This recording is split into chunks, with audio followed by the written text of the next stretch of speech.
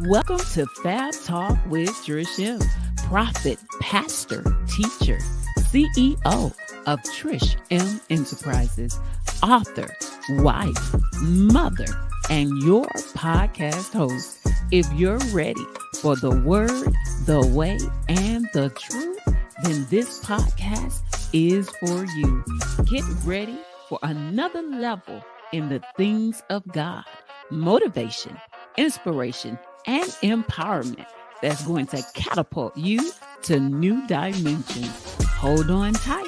It's time for Fab Talk with your girl, Trish M.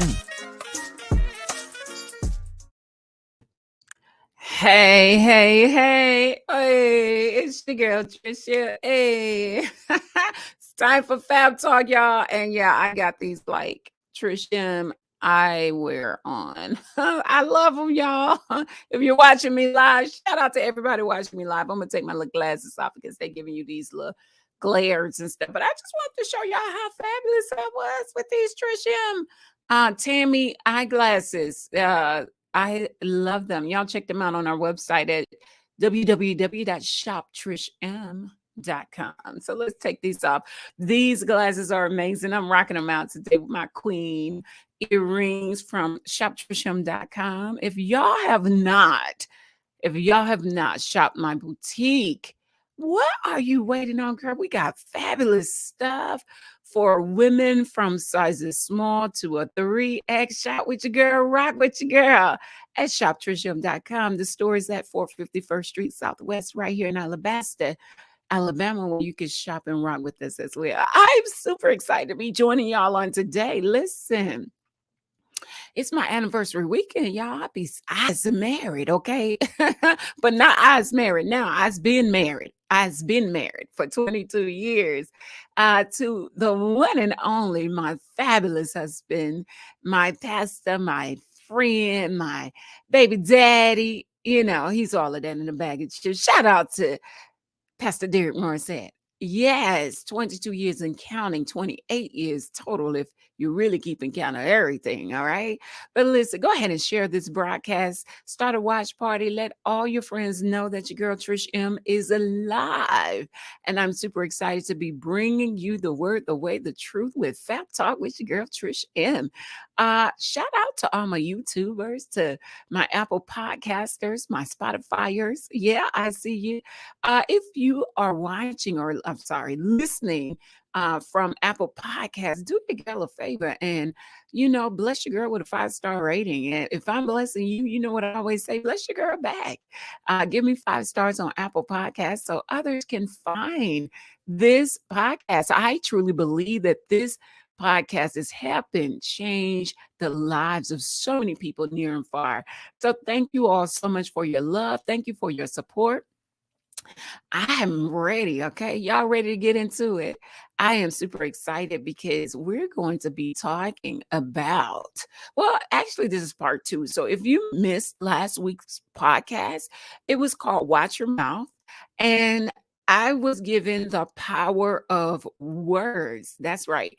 The power of words, because the Bible tells us that the power of life and death is in our mouth, it's in our tongue, is what we release from the fruit of our lips, right? And I had the honor of interviewing 2 of our leaders at Mind of Christ International here in Alabaster, and we had a phenomenal discussion, right? We broke down scriptures and what they meant and how those scriptures have affected them personally in their very own lives. Well, today I have a part 2 because I'm going to be breaking down to you 7 tips for making your words more powerful. 7 tips to make your words more powerful. I think I got 7. I don't know. I kind of lost count. But I'm going to give you some tips too on how to make your words more powerful, whether they're spoken word or they're written words. You know how sometimes you write down affirmations or write letters to people or emails or inbox. People get in your DM trying to get at you and stuff. Okay, so I'm going to give you some tips on how to make your words more powerful, whether spoken or whether written. We're going to another level, and and using our mouths is a kingdom power that God has given us to manifest blessings, to manifest favor, to manifest abundance. So I want to know, what are the words coming out of your mouth? What are the words that you're writing down as a vision plan, or what have you, for next level advancement? And so let's, whatever those words are, let's make them more powerful. Let's make them more impactful so that we can reach the masses and be a blessing to the masses, not just us. Okay. So, the first tip that I want to give you on using your words and making those words more powerful, number one is speak the truth, right? Always speak truth in your words. Speak truth. The Bible tells us that we shall know the truth, and the truth shall set us free. That was in reference to Jesus Christ and knowing him, accepting him, and having him in our hearts, in our lives, right? But there is something significant about truth. When we reveal truth to people, it can set them free. Truth is what people need, because when we give them truth, we give them reasons to trust us, reasons to believe in us, because they know that when we give them something, we're speaking it in truth. Now, let me tell you something. This is not for those of you that's going to give people truth in a nasty, kind of way, be like, I said what I said. Okay, that's not where we going with this. Okay, I know that there is a more excellent way of giving people truth. So if your truth is nasty, come on, man. Ain't nobody receiving your truth, and they not being free from your truth because you nasty, you mean. So find a more excellent way of giving your truth. Why? So that you could be well received. I'm not telling you to suck up and just be a little Rudy Poo and be like, well, I don't want to hurt nobody's feelings. What I'm telling you is just give the truth in love. There is a way that people can receive your truth without rejecting you. And so even there are times too where you can give your truth in a spiritual way and not a fleshy way, and you may still not be received. But let me tell you what that did. When you speak your truth in love, all you did, and still not received, what you did was you planted a seed in their lives, that seed of truth, so that in all they're getting, that if they don't get the understanding today, if they don't get it tomorrow, you planted a seed of truth for them to get it, because somebody else may come around and confirm something that you said. But you just got to make sure you're doing it in love, you're saying it in love, and you're not being nasty because you're offended. And because you're offended, you're gonna say what you say. And you said what you said, you did what you did. Okay, we're not trying to go there. We're trying to be more mature. We're trying to do things in a more excellent way, in a way that God would be pleased with. So, one, speak your truth, but speak it in love, speak it in respect, but still being able to honor people and love people in the way that they need it. Okay. So that's number one. The next way is avoid exaggerations. If you want your words to be more powerful, stop exaggerating. And what do I mean by exaggerate? When you're having a conversation with somebody and you be like, you never, or you always. Like, really? They don't never. I mean, it's not like every single time that they do something. Yeah, they might miss it a lot, but always and you never. Like, watch your words, because when you tell somebody that they never do something and they have done it, it's just not as frequent as you would like for them to do it, that crushes their spirit. And they're gonna be like, well, you know what? I'm just not gonna do nothing anyway. I'm just gonna stop doing what I do because you don't appreciate it. See, you have to stop exaggerating. We get that you're frustrated. We get that you're a little mad because it's not things are not happening as often as you like, but you do know you exaggerating, right? Listen, Linda, you can't have everything your way. You can't have it every day. You can't have it the way you want it, like whenever you want it. Like, yeah, you got to be able to understand that, yeah, they are human. They're gonna miss it, but don't exaggerate what they do. because it's not to your approval. What you need to do, you need to commend people for whatever effort they have put in, even though it doesn't meet your standard, right? You need to commend them for the effort. Let them know, yo, I see you. I see you trying. I see that, you're not doing XYZ like you used to. I see that, but when you go straight into you never and you always, that just negates whatever little bitty stuff that they were trying to do.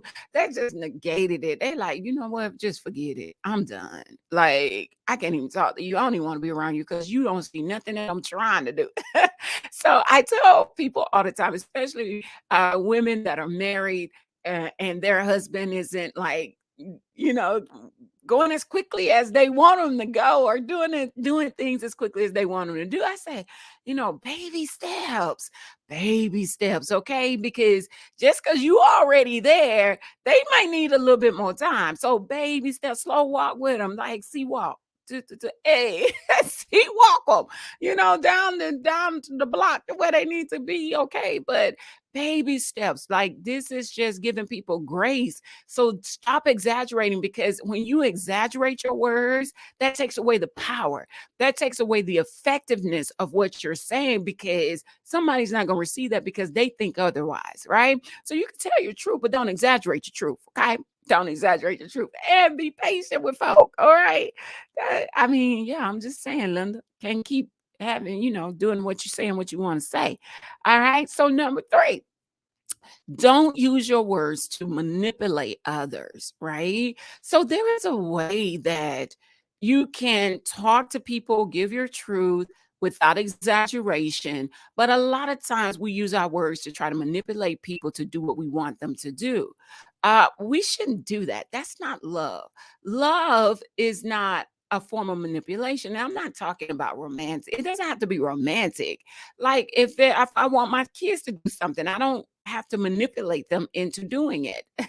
I might threaten them. Is that the same thing? Okay, I'm gonna beat your butt if you don't get. Okay, I'm just playing. I'm just playing. I'm trying to think. Okay, listen. Like there are ways that you could get people to do what you need them to do without trying to manipulate them into doing what you need them to do. And just be mindful of that. That grace and mercy and love, all of that brings power to your words when you utilize it. But manipulation, yeah, don't do that. Don't try to manipulate people into doing stuff, like buying from you, or anything, right? Don't try to manipulate people, because that takes away the power of who you are, as far as of what you're saying and what you're doing. Um, Next thing is, be consistent in what you say. Consistency is saying and doing the same thing.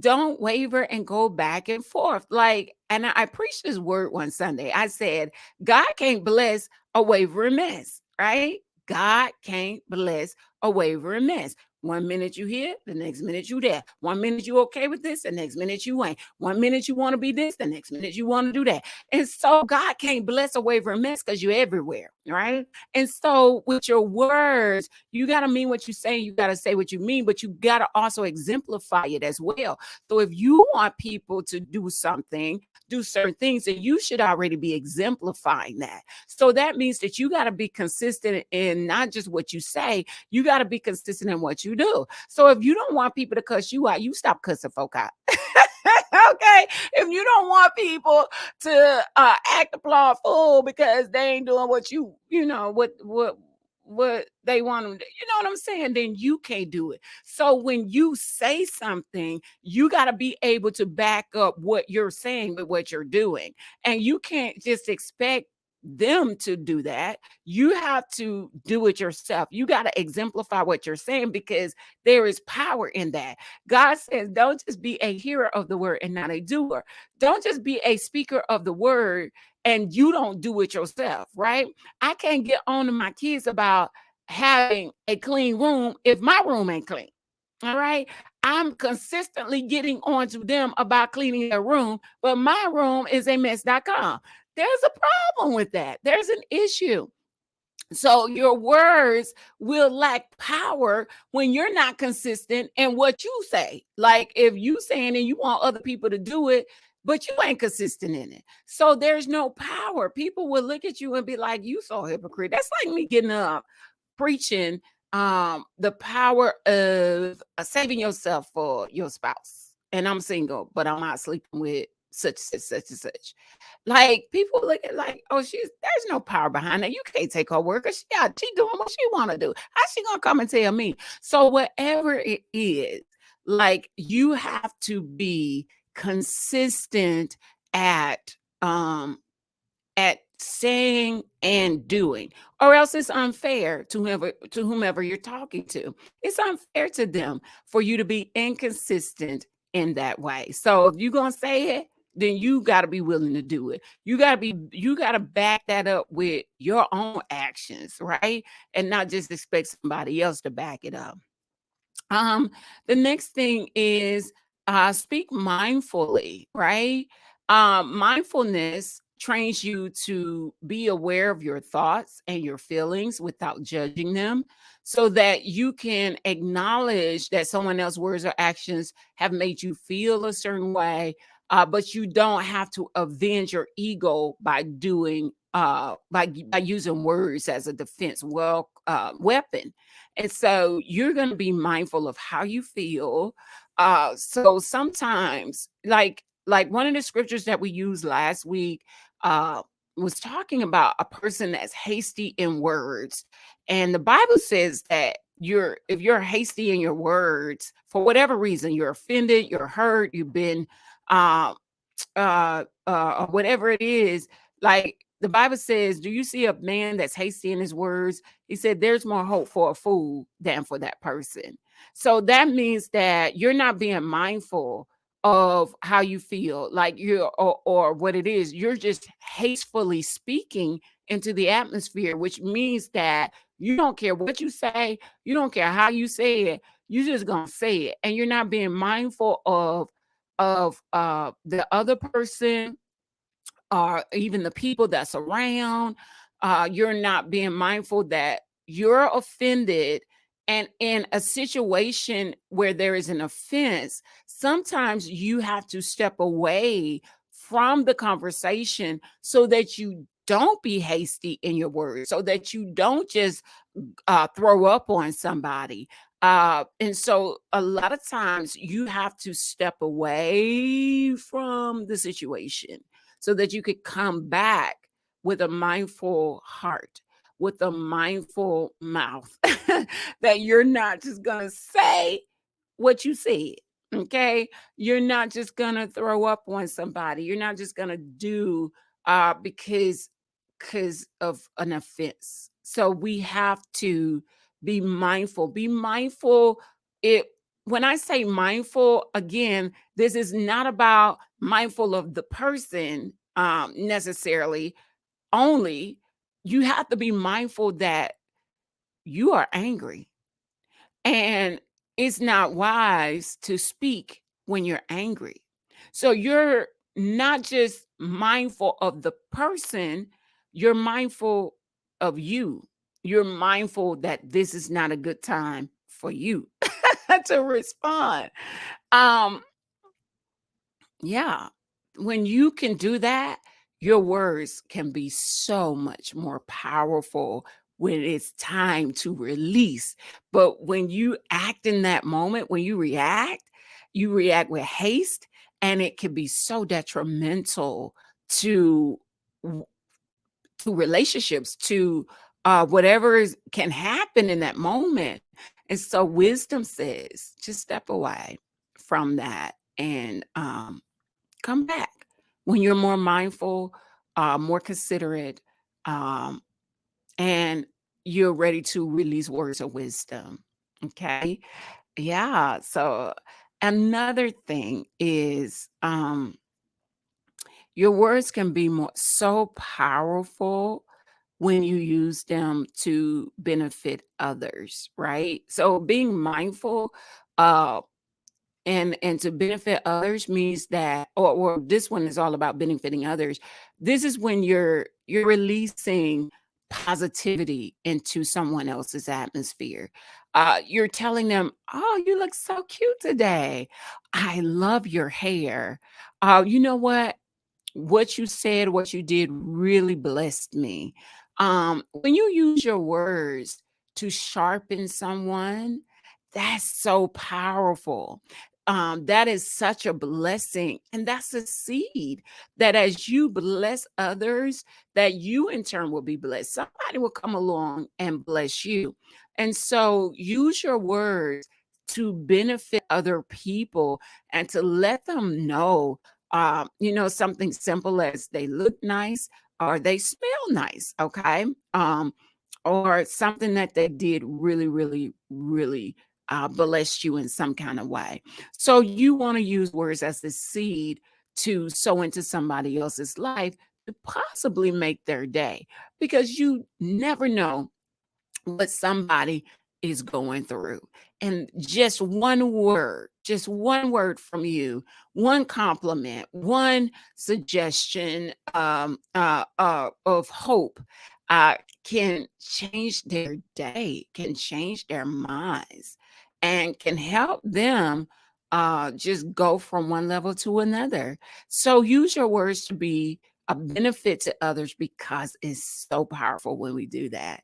I want to leave you with just a few quotes that I thought were just extremely profound. As I get ready to close this out, I want to leave you with a few quotes that just really, really bless my socks off. And it's about words, like watching our mouths, like, and using our words in the way that God would love for us to use our words. Okay, so y'all ready for the first quote? All right, here we go. So the first quote that I want to give you says, "Words are free. It's how you use them that may cost you." Oh, shucky ducky quack quack. Ta ta shundo bobo. Okay. I gotta say that again for the man in the back. Words are free. It's how you use them that may cost you. Mm, mm, mm, mm. What are your words going to cost you, my dear? Because you're not being mindful of what you're saying, how you're saying, and who you're saying it to. Words are free. It's how you use them that's going to cost you. Here's another quote. Be careful with your words because once they're said, they can only be forgiven, not forgotten. And that's only if the person chooses to forgive you. So be careful what you say because they can only be forgiven, not forgotten. Your words could echo in somebody else's ear for a long time. Some people for the rest of their lives because it affected them just that much. They won't forget what you said, my dear. So make sure when you release it, you release exactly what you want to say. That's why it's good to be mindful of what you're doing and how you're doing it. Okay. All right. Let's see what else. I'm gonna give you a couple more. The tongue. This is such a good one, right?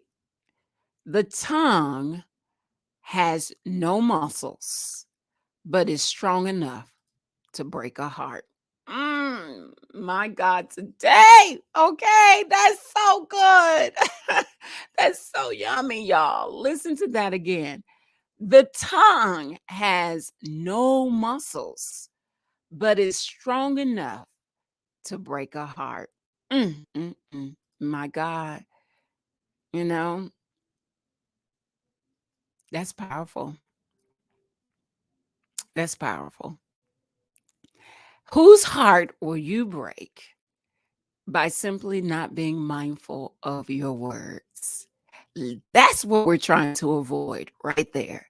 Is walking in wisdom and walking in love and doing things in a more excellent way. All right, I got one more for you, one more for the road. Okay, y'all ready? Okay, here we go. Don't mix bad words with your bad mood. You'll have many opportunities to change your mood, but you'll never get the opportunity to replace the words that you spoke. Change change your mood any day, okay? But you can't change your words. I got to say that one more time for the woman in the back, all right? Don't mix bad words with your bad mood. You'll have many opportunities to change your mood, but you'll never get the opportunity to replace the words you spoke. It's in the air. You can say, I'm so sorry. But you can never take those words back. You can feel regret from them. You can ask for forgiveness, but you'll never be able to take those words back.